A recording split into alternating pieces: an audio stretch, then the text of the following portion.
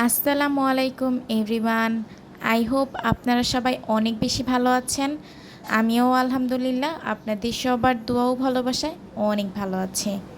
আমার আজকে সকালের নাস্তায় ছিল পাউরুটি আর হচ্ছে ডিম, সাথে একটা দইও ছিল। যেহেতু আমি বাহির থেকে এসেছি আর বাহির থেকে আসার সময় একটা ঠান্ডা দই খেতে খেতে এসেছি। গরমের সময় কিন্তু এরকম ঠান্ডা ঠান্ডা দই খেতে ভীষণ ভালো লাগে।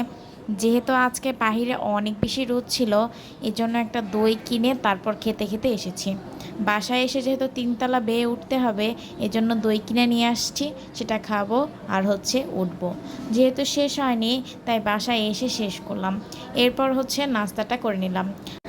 আজকে প্রায় অনেক দিন পর বাসায় নাস্তা করলাম, তাও আবার সকাল সকাল।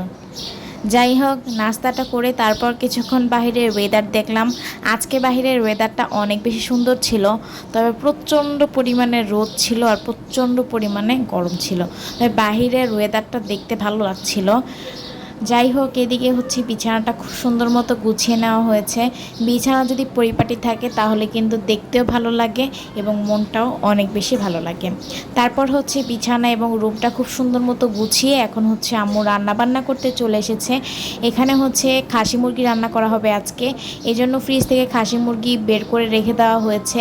আর এদিকে হচ্ছে পেঁয়াজ আর আলুটাকে খুব সুন্দর মতো কেটে রেখে দিয়েছে।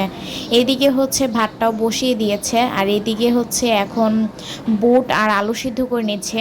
সন্ধ্যাবেলা একটু হচ্ছে আমরা ছোলা খাবো, এই জন্য হচ্ছে সিদ্ধ করে নিচ্ছে।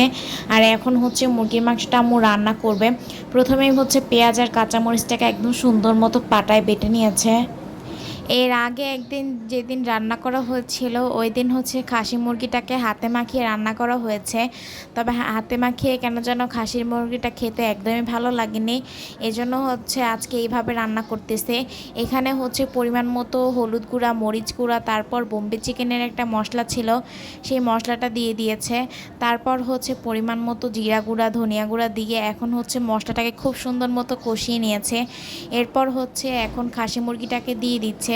তারপর একদম ভালো মতো এখন নাড়াচাড়া করে নিবে। আমার কাছে একটা আপু জিজ্ঞাসা করেছিল এই খাসি মুরগিটা কি। আসলে এই মুরগিগুলো আমি নিজেও ঠিকমতো চিনি না, তবে এই মুরগিগুলো হচ্ছে আসলে অনেক বেশি বড় হয়, প্রায় 4-5 কেজি ওজনের হয়। এর চেয়ে বেশি কিছু বলতে পারলাম না, কারণ এই খাসি মুরগিটা আসলে আমি নিজেও চিনি না। অনেকেই মনে করেন এটা হচ্ছে ফার্মের মুরগির একটু বড় সাইজের, যেটা আসলে এটা ওরকমও না। ফার্মের মুরগি তো অনেক বেশি নরম থাকে, তবে এই মুরগিটা মোটেও নরম না, এটাকে অন্য একটা কী যেন বলে। যাই হোক, আমরা সবসময় এটাকে খাসি মুরগি নামেই চিনি। আমাদের কাছে খেতে অনেক বেশি ভালো লাগে এই খাসি মুরগিটা, আমরা তো অনেক বেশি পছন্দ করি। তারপর হচ্ছে সন্ধ্যার সময় একটু বুট খাবো। কালকে একটা আপুর ভিডিওতে দেখছিলাম আপু শশা দিয়ে বুট খাচ্ছিল। আমার যে এত বেশি লোভ লাগছিল আপনাদেরকে কি বলবো। তখন বাজে প্রায় 10টার মতো, ওই সময় তো আর বুট বাহির থেকে আনা কিংবা ঘরে বানানো যাবে না, সিদ্ধ হতে সময় লাগবে, আবার কিছুক্ষণের জন্য ভিজিয়েও রাখতে হবে। তো সকালবেলা হচ্ছে আম্মুকে বললাম, আম্মুর সাথে সাথে ভিজিয়ে রেখে দিয়েছে। তারপর হচ্ছে এখন আমাকে রান্না করে দিচ্ছে আর কি, সন্ধ্যার সময় শশা দিয়ে খাবো। আর কালারটা কিন্তু অনেক বেশি সুন্দর হয়েছে, দেখতেও ভীষণ ভালো লাগছিল। তারপর এইদিকে হচ্ছে মুরগির মাংসটা খুব সুন্দর মতো রান্না করে নিচ্ছে, আর কালারটা কিন্তু মাশাল্লাহ অনেক বেশি সুন্দর হয়েছে। আজকে প্রায় অনেক দিন পর আব্বু এবং আম্মুর সাথে একসাথে বসে তারপর হচ্ছে ভাত খাবো, দুপুরের খাওয়া দাওয়া করবো আর কি। অনেক দিন ধরেই হচ্ছে আব্বু আম্মুর সাথে একসাথে বসে খাওয়া দাওয়া করা হয় না, কারণ এই সময়টা যেহেতু আমি কোচিংয়ে থাকি, আস্তে আস্তে প্রায় সন্ধ্যা 6টা বেজে যায়। তো এসে হচ্ছে ওই সময় একলা একলাই খাই, আব্বু আম্মুর সাথে খাওয়া হয় না। তো এখন হচ্ছে আব্বু আম্মু একসাথে মিলে খাওয়া দাওয়া করতেছি। প্রথমে হচ্ছে শাক ভাজি দিয়ে খাচ্ছিলাম, তারপর হচ্ছে মুরগির মাংস দিয়ে খাবো। মুরগির মাংসটা যে এত ভালো হয়েছিল আপনাদেরকে কি বলবো, খেতে আমার কাছে ভীষণ ভালো লেগেছিল। সাথে হচ্ছে সালাদও ছিল। তো এখন হচ্ছে আম্মু আমাকে মুরগির মাংসটা বেড়ে দিচ্ছে, সাথে সালাদও দিয়েছে। এখন হচ্ছে খাওয়া দাওয়া করব। ওইদিকে হচ্ছে আম্মু আর আব্বুও বসেছিল একসাথে, তো তিনজন মিলে এখন একসাথে হচ্ছে খাওয়া দাওয়া করব। প্রথমে আলু দিয়ে মেখে খাচ্ছিলাম, এত ভালো লাগছিল। আর যারা আমার ভিডিওটা এখন পর্যন্ত কন্টিনিউ করছেন তাদেরকে অনেক ধন্যবাদ। অবশ্যই একটি লাইক দিয়ে ভিডিওটির সাথে থাকবেন। আর কয়েকদিন ধরে অনেক বেশি ব্যস্ততার ভিতরে কাটছে।